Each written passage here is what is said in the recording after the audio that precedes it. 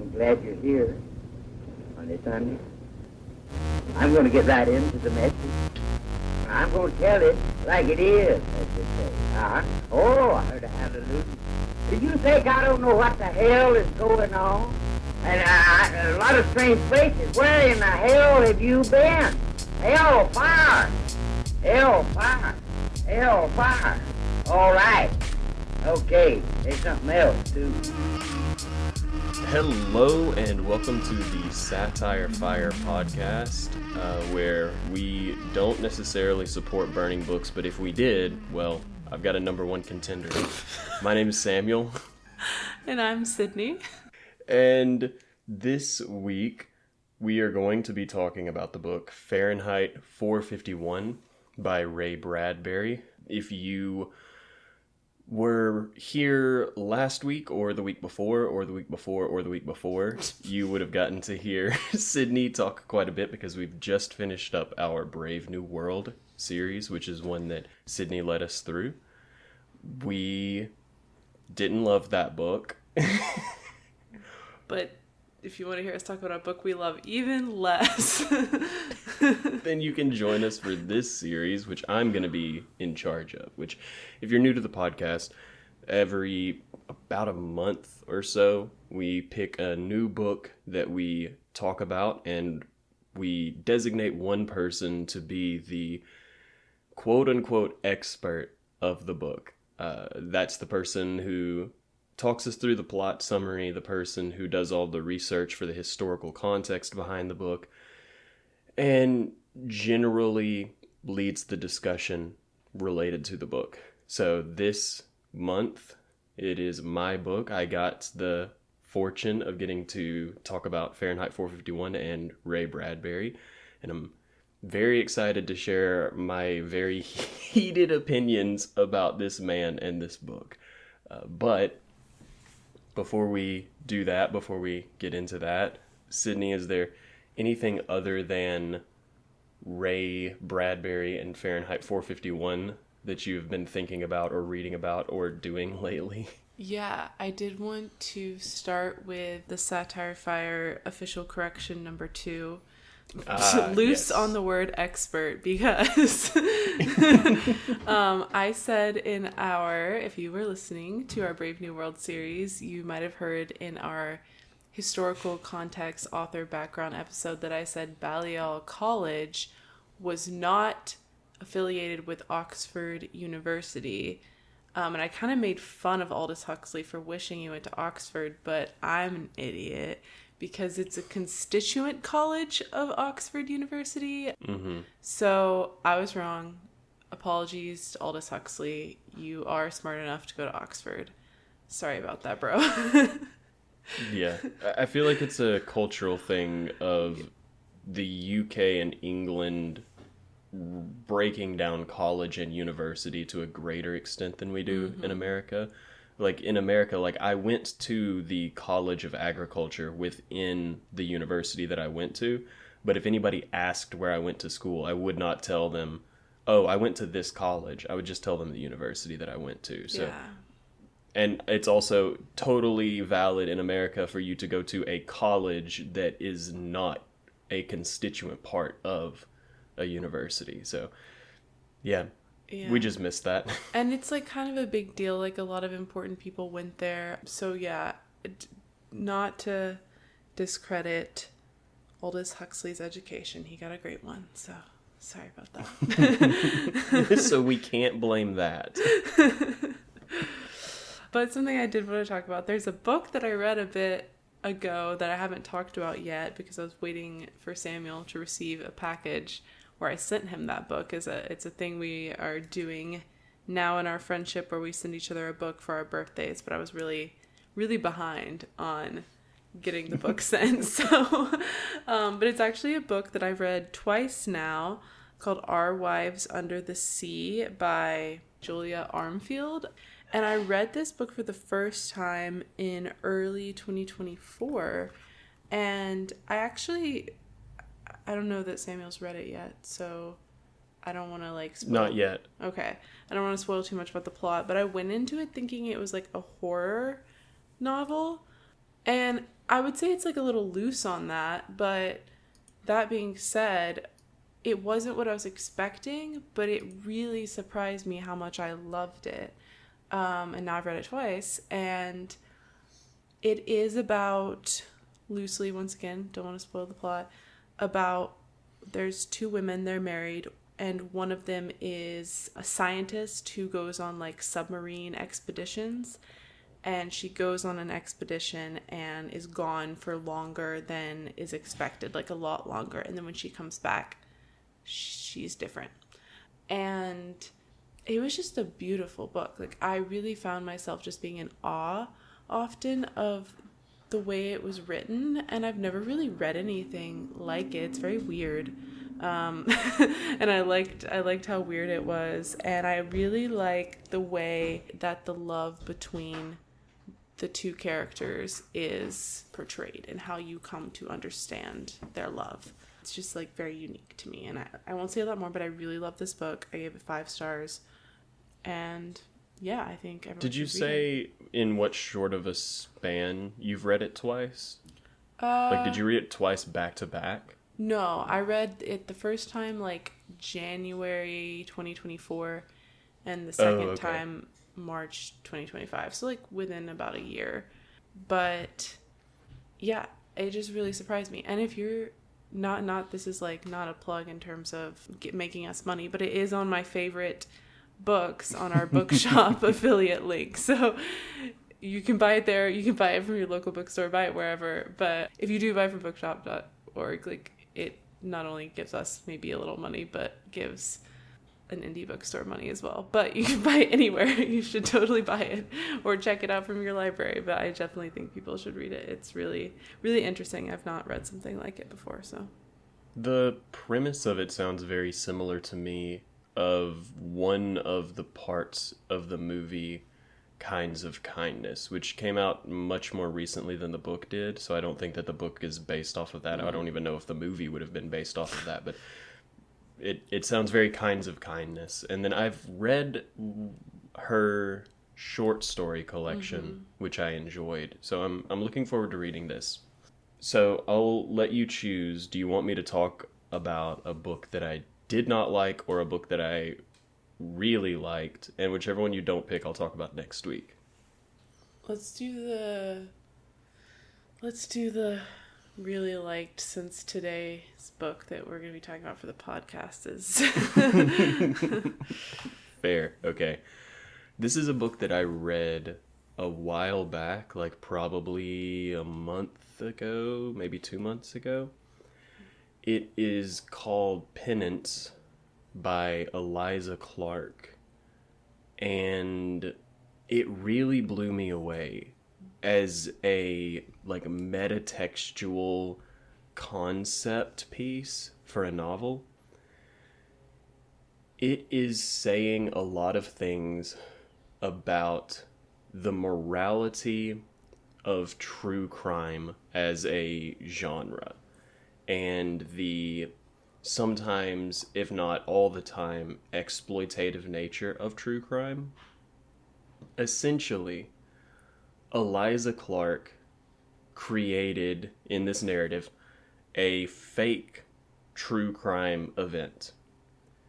And that fake true crime event then got covered by a tremendous amount of fake news sources.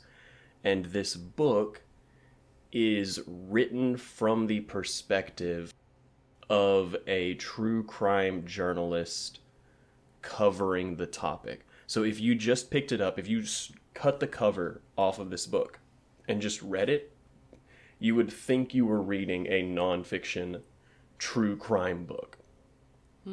But everything within inside of it is made up. It's a fake author that's doing all of the writing and everything, doing all the interviews. All these people are fake. But like I said, if you just took off the cover, did not realize that it was from Eliza Clark, and started reading it, you would think, who the fuck is this guy? Why have I never heard of this happening before?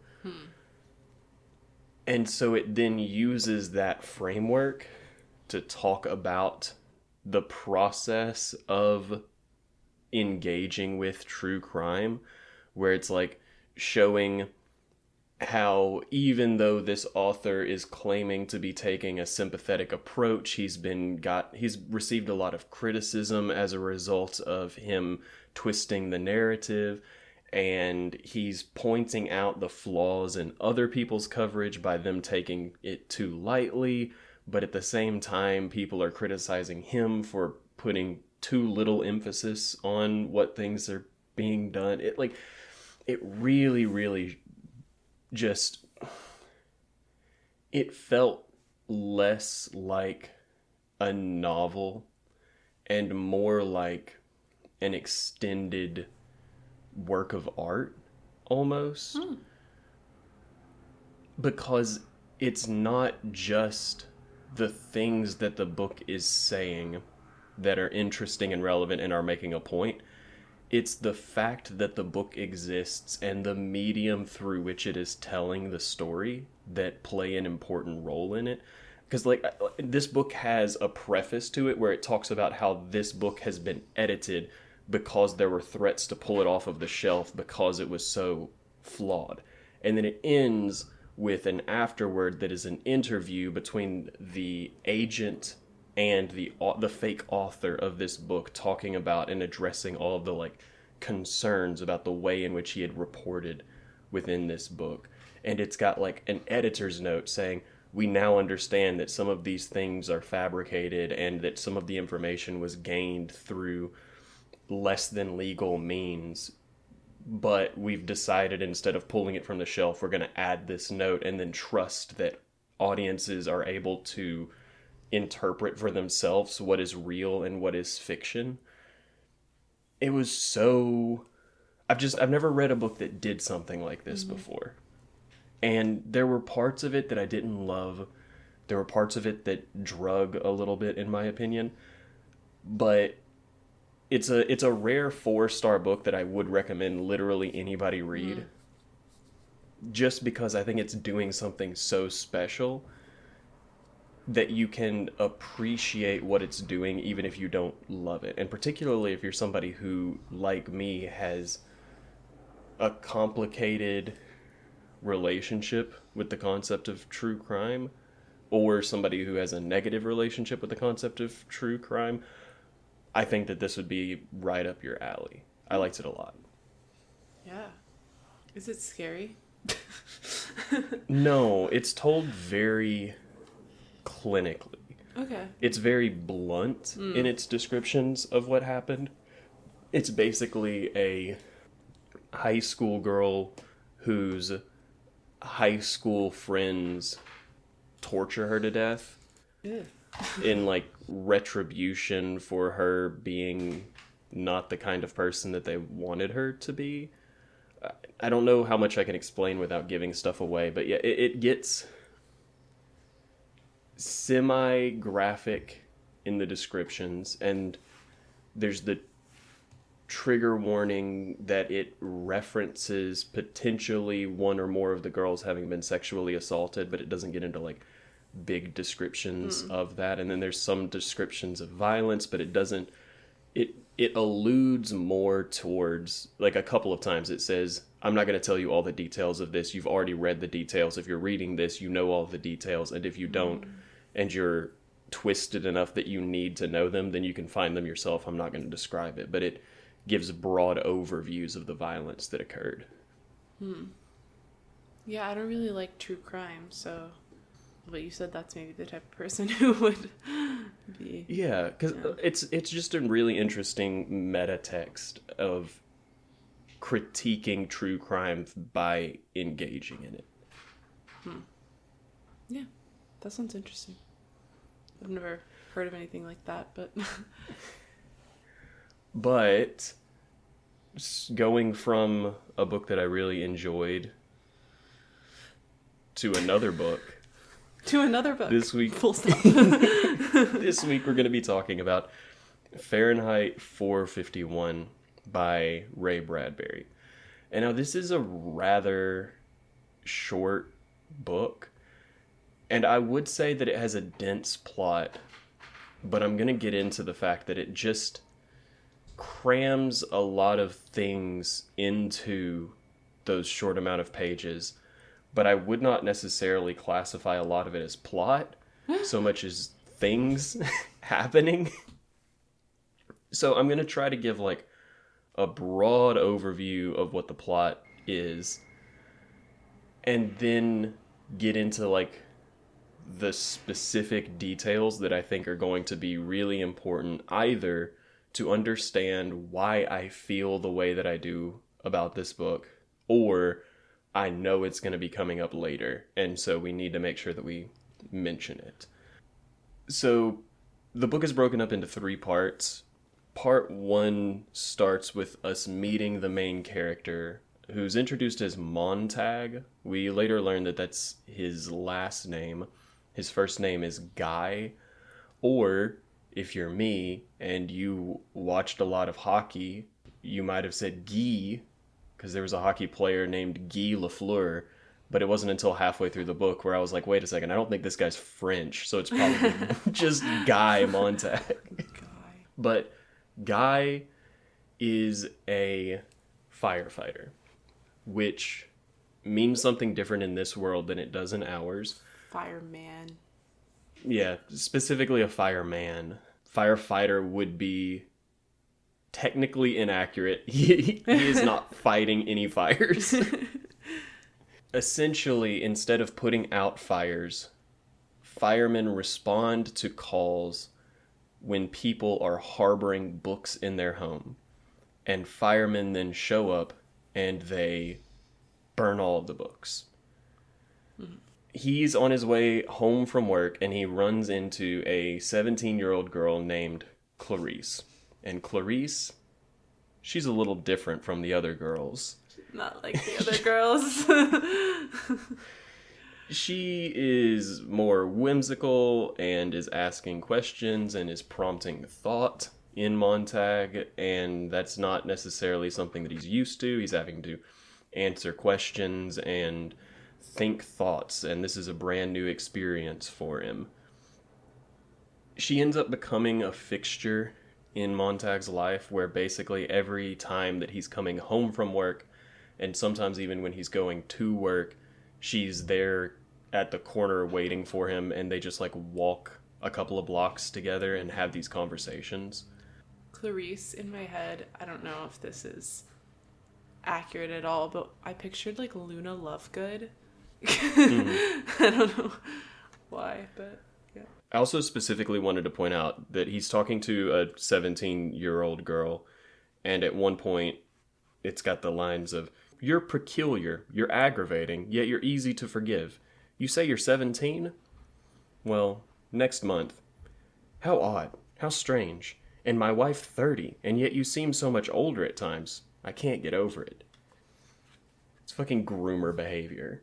Also, sorry, every single time it describes, actually, it was crazy to me, and I don't know what you're about to tell me about Ray Bradbury, but every time it describes Clarice, it's like, she's so white. Every single time. Really, like, yeah. I remember when I was like first reading, I think in like the course of 2 pages, it mentioned like her white skin or something like 3 times. Mm-hmm. And I'm like, why is this man fetishizing this 17-year-old girl who has thoughts? I don't know. It's weird. It was weird. But I liked Clarice, that being said. Well, that sucks for you. And we'll get to that later, but one day Montag comes home and he finds out that his wife, Mildred, has committed suicide.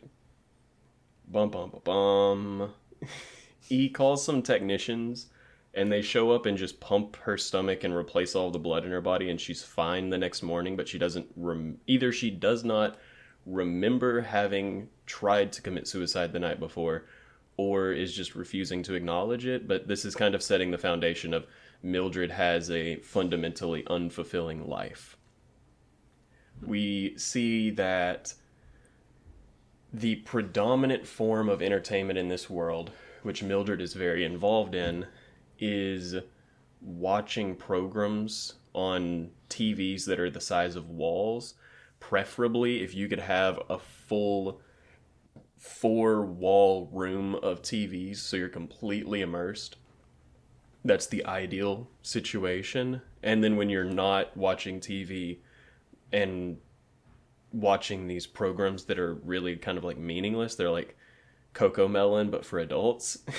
You are instead listening to the radio 24/7. So constant entertainment, no enrichment, essentially. And like engaging in reckless behavior, like driving driving really fast and things like. Suddenly Clarice disappears.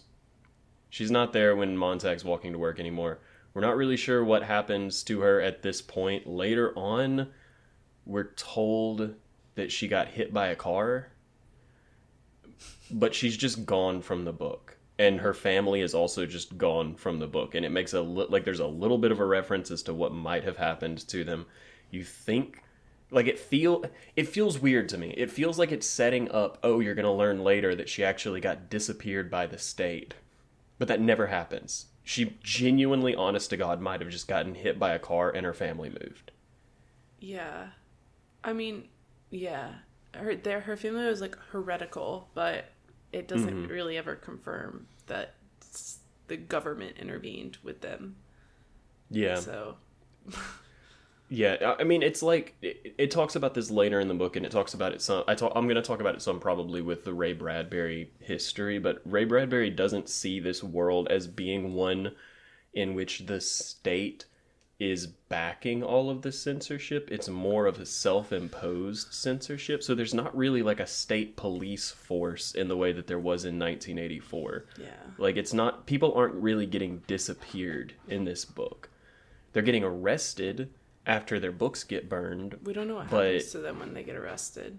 Yeah, it doesn't seem like they're just getting disappeared, though. Yeah. So, speaking of burning books, the inciting incident of the book happens where Montag and the rest of the firemen respond to a call at an old lady's house. Something happens, and it's not clear. We'll talk about it a little bit more in just like a couple of sentences here, but Montag does something. And then the old lady commits suicide and burns herself alive with her books. She refuses to leave the house and let them burn the books, and she refuses to live without her books, and so she sets herself on fire. And this deeply embeds itself in Montag's brain as like, why would someone care so much about books that they refuse to live without them? He goes home, is so rattled that he's considering calling out sick, and this is the point where we find out, oh, the thing that he did in that old lady's house is he stole a book. He is now in possession of contraband. He's trying to convince his wife to let him call out from work or to call in on his behalf. And while this conversation is happening, his boss, Captain Beatty, shows up and basically just monologues the theory behind this world. He just says straight up and down, oh, this is what's happening, and here's why it's happening, and why it is a good thing for it to be happening. We'll talk a lot more about this section probably in the analysis episode, but that's really the gist of it. It's just Beatty yapping. Mm-hmm. Essentially, though, the basis of his argument is that he's aware of the manipulation that is happening to public consciousness. He's probably the one of, if not the most well-read and well-educated people in the book. But he is fully bought into it. Like, he thinks it is totally a good thing. Yeah. And is ready to go along with the program. Because, like, books don't bring happiness in the way that like shallow entertainment does, I think is his big statement. Yeah. In my notes, I'm pretty sure I just wrote Aldous Huxley, honey, he is in your bag. Because he's just saying, oh, books are uncomfortable at times and growth and learning can be uncomfortable, and so people shirked books in favor of things that were more comfortable and more easy to engage with. He also has a line in there, and I'm going to talk about this a lot later on, where he says that the origins of book burning started with minority groups being uncomfortable with specific phrasing and specific words used in classic works of literature. And so they demanded that those aspects get changed in those books, and you ended up burning books by the page, and that evolved into burning books by the library. We're going to talk about that later, though. Okay, Yeah. I'll save my thoughts. Yeah, I think that we can talk about it at the end as, like, the important stuff. And then also in following episodes, we're going to talk a lot about that. Before he ends up leaving, Montag essentially confesses to Beatty that he has stolen a book by asking the hypothetical question of what would happen to a fireman if he happened to accidentally steal a book. And Beatty essentially puts him on a clock and says as long as he turns the book in within 24 hours, nothing happens. If he keeps it longer than that, we're going to have to show up and burn it. But he's like very like, oh, it happens to everybody. Everybody gets the itch at one point. But it puts him on a 24-hour timer. He's got 24 hours in order to do some sort of a decision, or the firefighters are going to show up. And this leads, as soon as Beatty leaves, it leads to Montag revealing to Mildred that he has actually been doing this for a while, and they have a whole stash of books that he has hidden in his house secretly under her nose. And now he's like, well, now it's both of our problems, and we're going to have to figure out how to deal with it. What did he think was going to happen if he told Mildred that? I don't know. Like, I think his relationship with Mildred is so weird throughout the entire book, where it feels incredibly distant, but then she tries to kill herself, and he realizes how attached he is to her. And then Clarice is asking him questions, and he realizes that actually, no, he's pretty distant from his wife. He can't remember where they met. Later on in the book, like, it's weird. It's like he feels very strongly towards her as long as he's not looking at her. Yeah. And this feels like a moment where he's trying to become closer to her by involving her in his conspiracy. And she's just not having any of it. She's not interested in the slightest in him or in books. Yeah. But that's part one. That's how part one ends. And part one is by far the like longest and most dense part as far as relevant plot. The rest of the book, it really starts to it really starts to just use words. He does know how to use words. Kind of. Part 2, Montag has decided that he wants to see what all the fuss is about, and he's going to start reading books. But he finds that they're just kind of slipping off of him. Like, he can't get a handle on what they're saying, and he also can't get a handle on why they're important or what they mean. And it's frustrating him, and so he decides that he's going to call someone who might be able to help. That someone ends up being a ex-professor named Faber. He met Faber in a park some time previously when he essentially caught Faber reading poetry in public. But instead of calling him out on it and turning him in, he just sits down and has a conversation with Faber until Faber gets comfortable with him and says, hey, if you ever, like, hints at if you ever want to learn more or get involved in books, give me a call and we can talk. So he does just that. He calls Faber, and I'm going to come back to this scene, but basically he shows up at Faber's house, and Faber, it's almost like it's not peer pressure, it's like peer permission. Faber gives him the peer permission to act on these feelings that he's having about the world needs to change and he needs to do something about it. And Faber kind of gives the counter argument to what Beatty was setting up in part 1. But again, I'm going to come back to that because he doesn't really do that. He's just kind of saying things. But Montag convinces Faber to help him, and Faber gives him a line of action, which is tenuously just, oh, I'm going to plant books in other firefighters' houses and call the cops on them, and then the whole system will collapse because people won't trust firemen anymore. Also, they're suddenly, like, hinting that the world is about to, like, collapse into war, which we haven't heard about that until now, but apparently it's about to be. Yeah, society is like has a very tenuous grasp on stability at this point. But for some reason. Yeah, for unspecified reasons.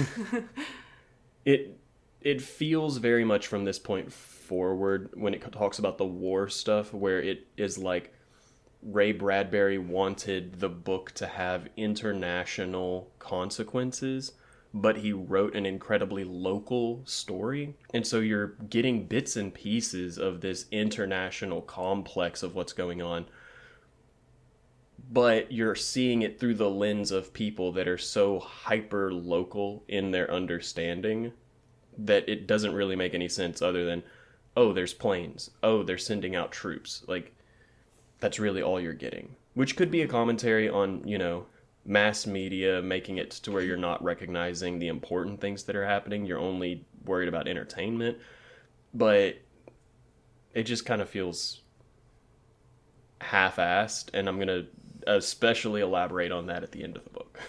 But Faber gives Montag a earbud that is like a communication device so that Faber can hear everything that Montag is hearing and can also talk to Montag through the earpiece. So like Montag can hear Faber talk, but nobody else can, but Faber can hear. I mean, it's just like, it's an AirPod, but it's small enough that nobody can really see it from the outside.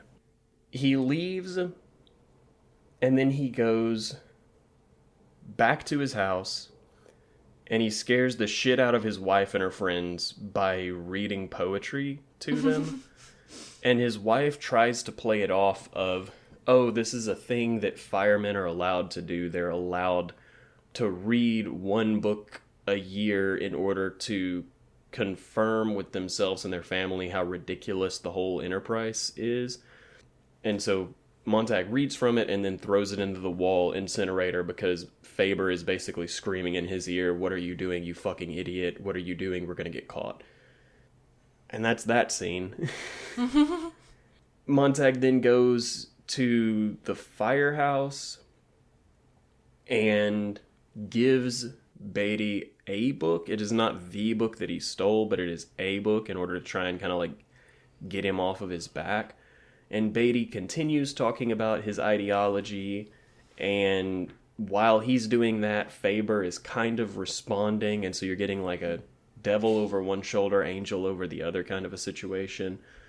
But then the firehouse gets a call to report, and oh shit, they've turned up at Montag's house. Yeah. And that's part 2. Now, if you thought part 2 had a lot of shit happening and none of it mattered, strap in, because part 3, damn, did some things happen. Beatty forces Montag to do all of the burning and tells him that he's going to be arrested for owning books once he's finished, but because it's his problem, he's the one that has to clean it up. Montag gets so pissed off that instead of burning down his house, or in addition to burning down his house, he burns Beatty and the other firefighters to death. Mm-hmm. I think one thing that is important to note at this point, there's 2 things coming up that are really important to note. One, It got established on page 31 of this book that all homes are completely fireproof. The whole point of the firefighter enterprise is that all houses are fireproof, and so the firefighters go in and they burn the books, but it leaves the houses standing. They just burn the books. Then on page 124, he burns his own house down and also fantasizes about burning another firefighter's house down. So all this, somewhere in the intervening 90 pages, homes have stopped being fireproof. They are, in fact, incredibly fire. Well, it says something and it didn't really make sense, but it said the fireproof plastic sheath on everything was cut wide and the house began to shudder with flame. But I don't know how the fireproof plastic sheath was cut. If the fireproof plastic can't withstand fire, I don't think it's fireproof. Yeah, know? Yeah, no, it was very confusing. He attempted to address it, is what I'm saying, but I don't think he did.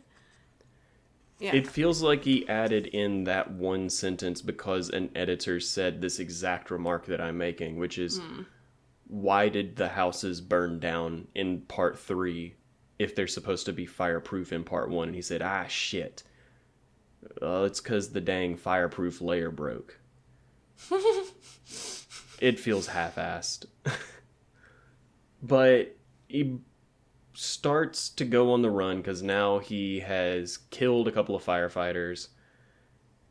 He makes a pit stop at another firefighter's house to plant a book there. I think it's important to note that he's not stopping at Captain Beatty's house. He's just stopping at another fireman's house. And up until this point, none of the other firemen have been relevant. Or named. Like, they've been mentioned a couple of times. Like, maybe one or two of them have been named. None of them have really had speaking roles.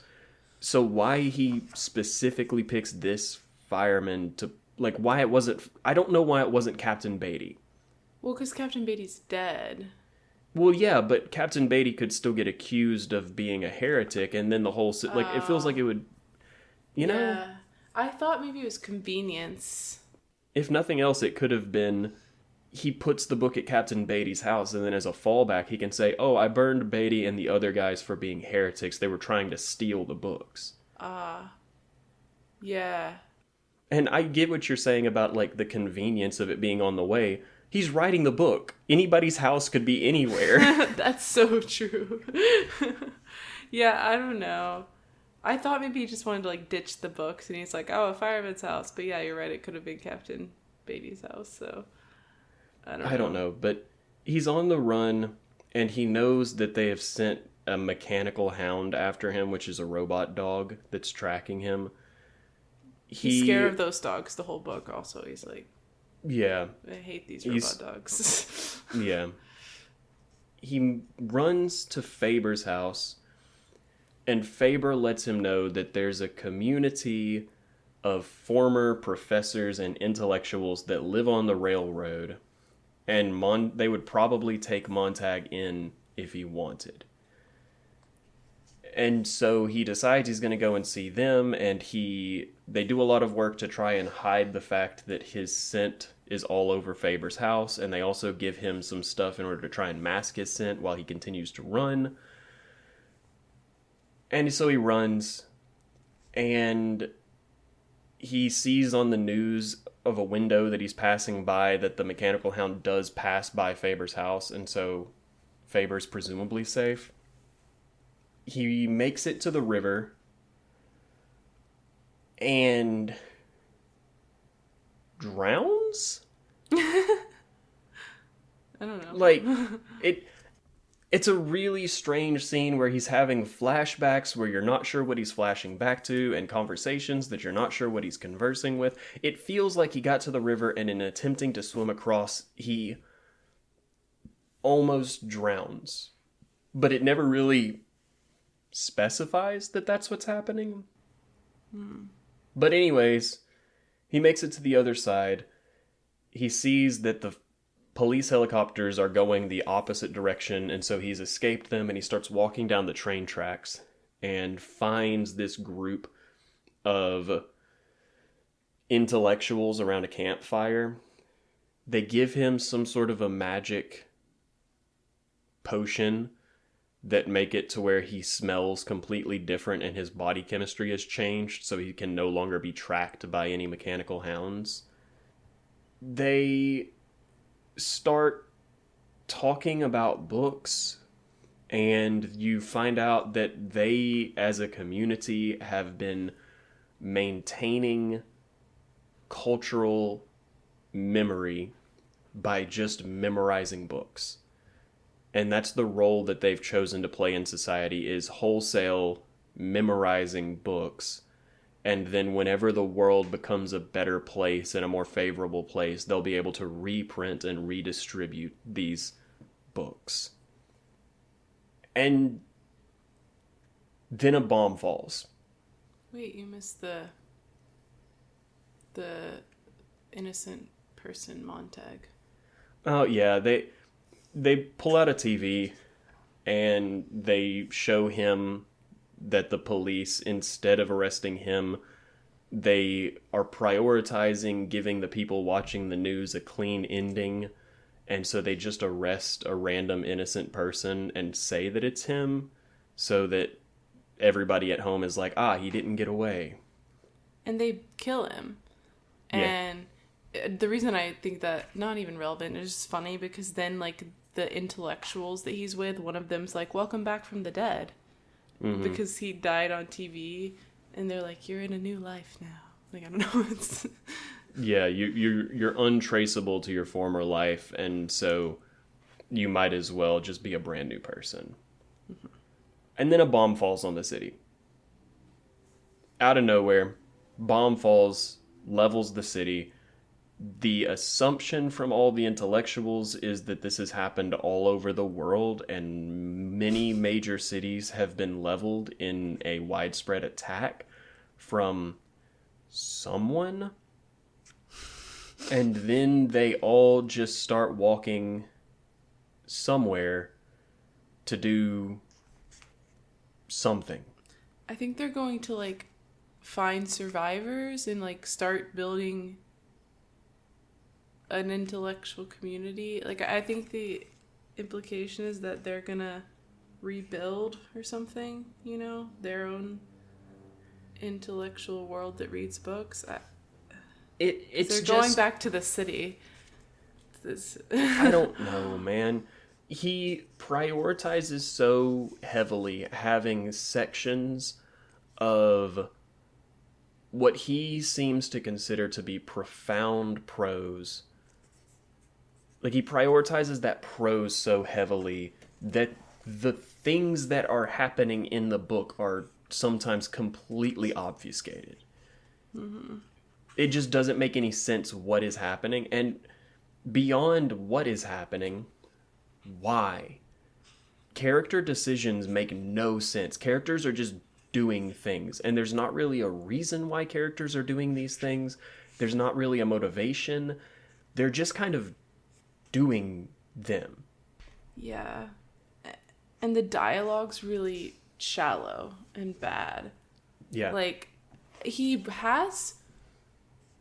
I feel like Ray Bradbury should have just written like poetry or something, because he can write a good phrase. Like, there are things he wrote that I was like, wow, that was really pretty, that was a good metaphor, mm-hmm. That was well written. But in terms of like writing a work of fiction, he should have stayed away from that. So I've never read anything else, but this is a bit of a spoiler for next week's episode. This was a short story. Oh. He originally wrote it as a short story, and it got so much publicity and people liked it enough that the publisher paid him to extend it into a novella so that it could be more marketable. So was the short story The Fireman or Fireman? Yep. Or yeah. It was The Fireman, and then he extended it. He used The Fireman in combination with one called, I believe, The Policeman, and and then also wrote something called like The Phoenix Rising. Like, I can't remember exactly what it was, but he extended the firemen in combination with the policemen into this book. So it was a short story, and I feel like it would have been a much stronger short story than whatever it is presently.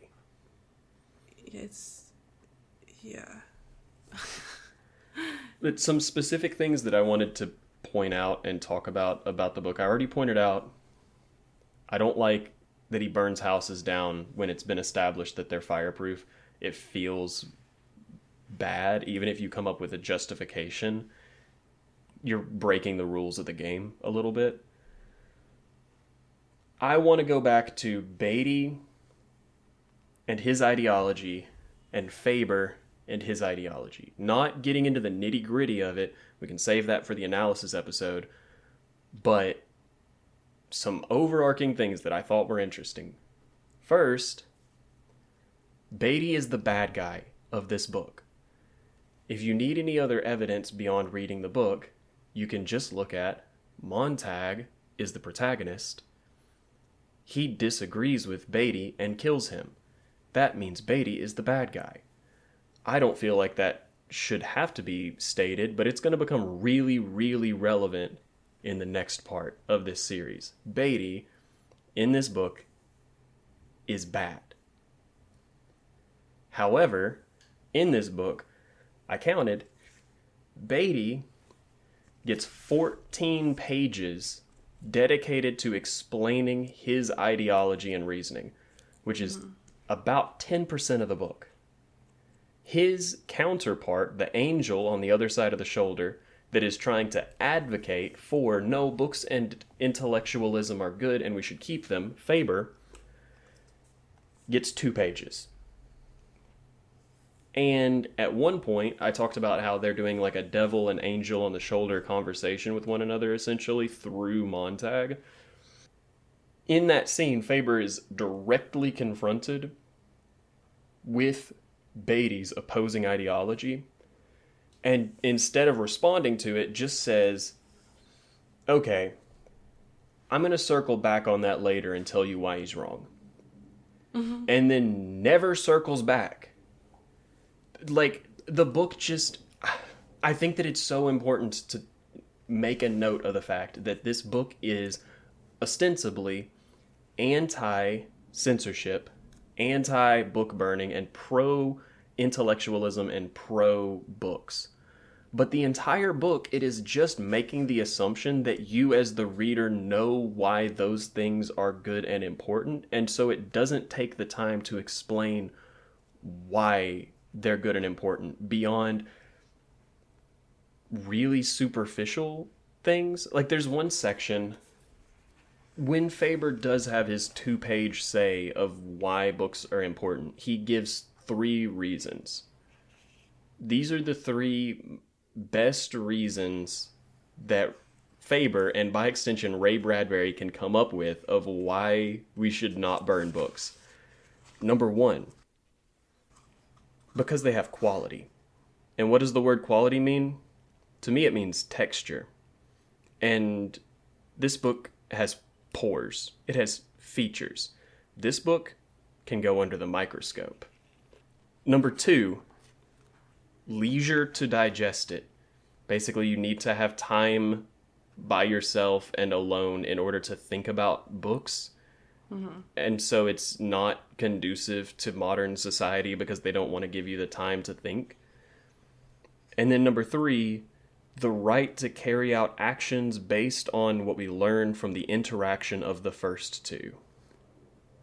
So the most important, the biggest reasons why we should be keeping books around, it's because they exist,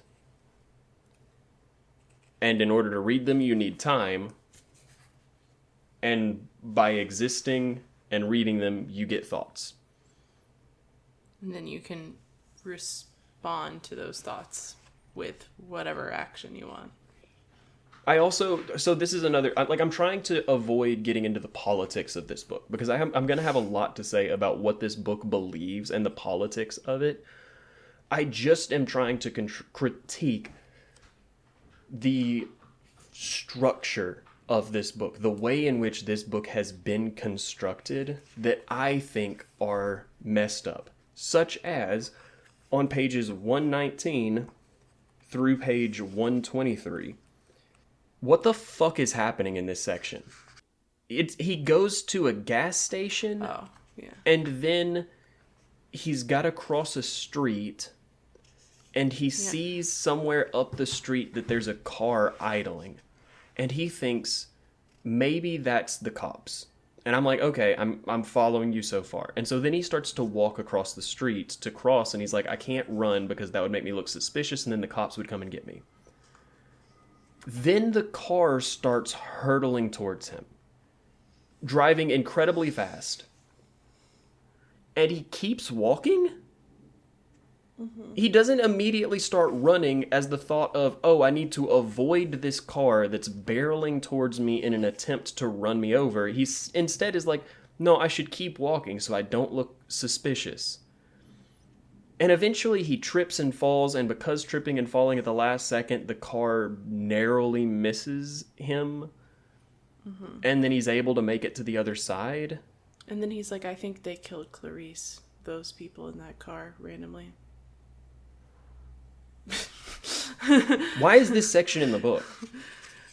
I don't know. Why is he not just running? And I think that maybe, like, it's trying to... No, we've already established that, like, recklessness and driving fast and things like that are entertainment of the kids today, so I don't think we needed this scene to show us that. Like, it's randomly placed when he's in the middle of being chased by, like, the police. And like, even with that, even if you're using the scene as an example of the youths today are driving recklessly in order to find entertainment, why doesn't he run when the car tries to run him over? Because he thinks it would look... Actually, don't know. Like, it's just... If the car is rushing towards him, he no longer should be operating under the assumption that maybe he can avoid suspicion by walking, because clearly the car is coming after him. So, like, is he just dumb? Are we supposed to interpret from this that Montag, as a result of not having ever read in his life, is an absolute idiot? That's the issue I have, is he's never read a book, and then he suddenly can read a book. He doesn't understand it, but he can read. I'm like, where did he learn to read? I don't know. You can't just pick up a book and read it out loud, even if you don't understand it. I think that it says that in schools they're taught the bare necessity to get by, and so maybe they're taught enough to read, but they're not taught comprehension. Oh. But even then, I feel like there would be so many words that you wouldn't learn if the only reason for being taught to read is comprehension in day-to-day life. Yeah. And also, you end the book with him not only being able to read, but also having had an entire book of the Bible memorized. No, they were like, yeah, your job is to memorize Ecclesiastes, and so then he does. He already has at that point. Oh, he has? Oh, yeah. They're like, what? Because he had the Bible. Because he had the Bible, but then he got rid of the Bible. But they're like, oh, did you learn anything? And he's like, oh, yeah, I can quote word for word the book of Ecclesiastes. Like, where'd that come from? And also, when did he do that? Like, in the plot, there was at no point where he sat down and read the whole Bible. Or read the whole book of Ecclesiastes. Like, he just took it. I guess there was that time where he was reading a bunch. Like, he was reading in the morning and it was rainy and like... I've been reading for almost 30 years of my life. Avidly and critically. I couldn't memorize the entire book of the Bible given 24 hours to do so. It just feels... This is getting more into the themes and the interpretation, but this feels incredibly poignant in relation to the messaging of this book, where the ultimate good of this book that Montag is able to reach and these other people are able to reach is the consumption of information through a book and the retention of information through reading a book without the comprehension of it.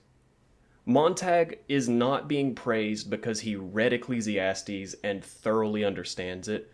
He's not being thoroughly praised because he can teach other people what Ecclesiastes is saying. He's the hero because he has memorized Ecclesiastes. It's like Hypnopedia in Brave New World, where he can, through rote memorization, regurgitate this book of the Bible. But even at the end of the book, it talks about how he's going through it sentence by sentence, trying to get a better understanding and trying to understand what the book is saying. He doesn't understand it. He just knows it. It was very confusing. And like I said, I do think there are points where I was like, wow, that was a nice sentence. And like, I liked the metaphor that he brought forth. And like, I liked the literary device or the words he chose. But overall, I didn't feel that he said very much with his words. I thought a lot of them were useless. And, like, it was really a confusing book to read. And the characters had, like, absolutely no substance. Maybe, I mean, I guess, like, Clarice had a bit of substance. Clarice has some substance for about 20 pages, and then they kill her off.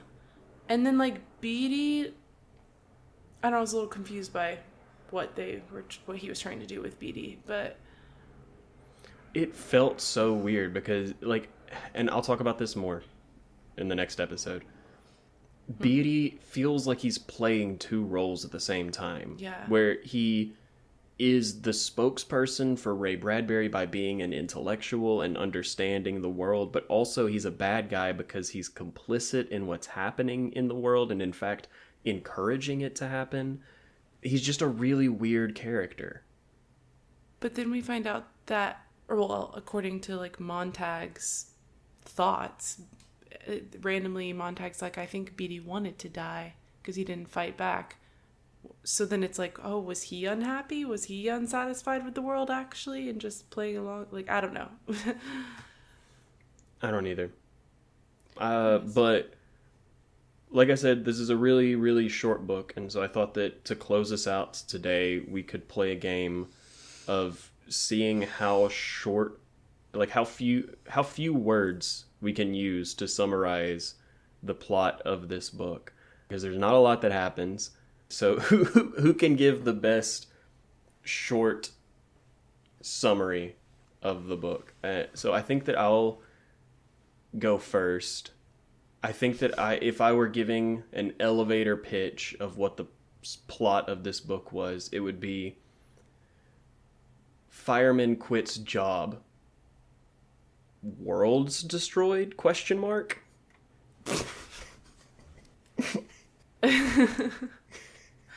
I think I would say sad man hates TV. Books have a lot of words. Yay.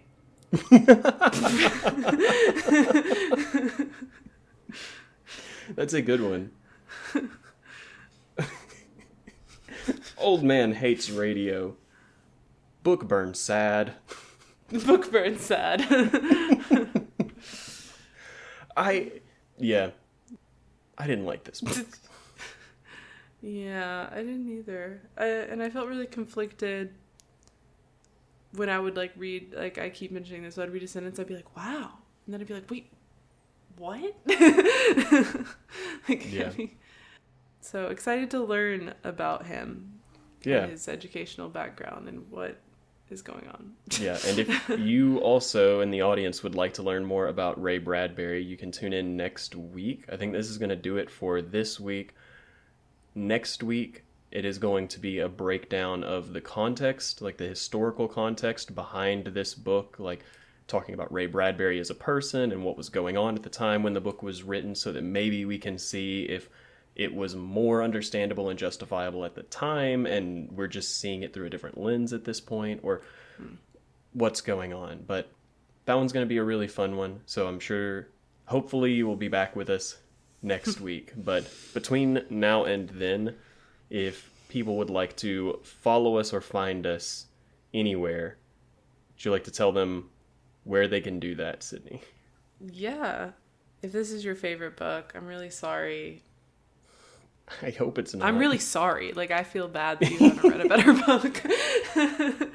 But yeah, if you want to follow us, you can find us on Instagram at the Satire Fire Pod, Pod, or on TikTok, Blue Sky, and YouTube at the Satire Fire. You can like, comment, subscribe, and you can also send us DMs if you have questions, if you have thoughts. If you have a correction, like the one I mentioned earlier in this episode, we had a previous listener who gave us, some context for one of our other episodes. It was very helpful. So if we say something at some point that you're like, oh, I know something about that you didn't mention, or we're just like flat out wrong, please let us know. Or, if you like the podcast, you can let us know that too. I also mentioned at the beginning of this episode briefly bookshop.org, and we do have an affiliate page on bookshop.org. You can find that at the link in some of our bios, as well as in the show notes, I believe. Yes. Wherever you're listening to this podcast. And just I don't know if I've really fully explained what that is, but it's a site that has books for sale, and it's kind of meant to be a competitor with Amazon, but instead of supporting Jeff Bezos and that industry, you are supporting local bookstores. So every purchase donates a sum of money to indie bookstores, and also because we are affiliates, we get money if you buy directly from our link. So just full transparency there. Do whatever feels right to you. But if you want to read any of the books we talk about on the podcast, or you want to read some of our favorite books, we each have our own personal favorites list that we'll keep adding to, you can head to that link and buy from there if you'd like. So yeah, number one, if you want to read a book, check your local library. And then number two, check your local bookstores. But if neither of those places have it and you want to support us, that link would do so. And I totally understand the convenience of ordering online. So it's a good place to do it if you want to do that. Yeah. And then last of the acknowledgements, this is, I'm pretty sure, going to be the first of our episodes that has music. That music is a remix of the song 48 by Cullah that I have done. If you like it, please let me know. I've never done anything with music before. If you don't like it, let me know, and I won't use it again. Yeah. But that's going to do it for us. Thank you for listening to the Satire Fire. Be sure to support your local library. I am Samuel. I'm Sydney. And we'll see you next week. Bye. I just about come to the end of the road. Here, I've just about lost patience with you people. You get your ass out to the mountains or someplace, or hide in there and watch that damn tube. But if not, fuck it. I'm done. In fact, my sermon